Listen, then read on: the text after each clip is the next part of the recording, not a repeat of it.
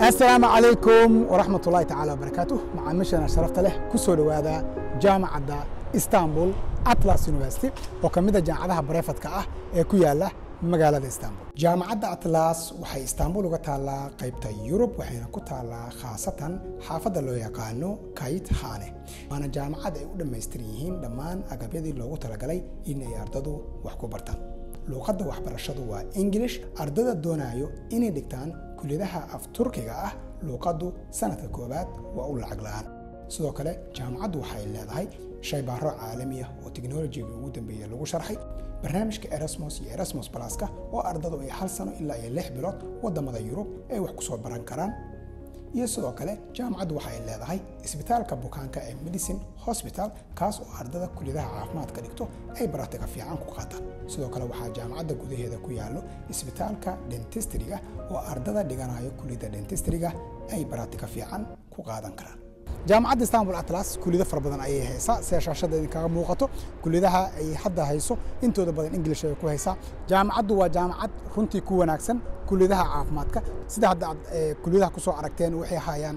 medicine-ka dentistry-ga nursing-ka physiotherapy-ga biomedical-ka molecular biology and genetics oo lab-ka ah iyo kulliyada kale ayay hayaan marka laga hadlayo caafimaadka waxa ugu muhiimsan waxa waaye runta marka laga hadlo waa baratikada waa in ardaygu uu heli karo jaamacad oo baratika ku sameey karo jaamacaddu waxay leedahay 19 shaybaar oo casri ah oo ay ardadu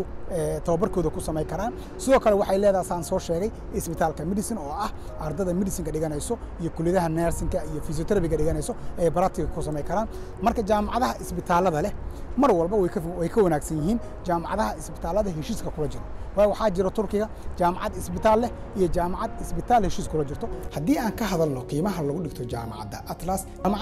waxay qiimo dhimiso gaar ah u samaysaa ardayda jaamacadaha kale ka soo bedelanayo iyo ardayda walaalaha ah jaamacadda Atlas ardayda caadiga ay u xareysto waxay sanadkii ku dhigan doonaan $3,750 halka ardayda Askunicom ka xareysto ay ku dhigan doonaan ilaa $3,200 waliba sanadka koobaad ardaydeenu waxay heli doonaan qiimo dhimis dheeri ah oo shirkadeenu ay ugu sii dari doonto qiimo dhimista jaamacaddu ay siiso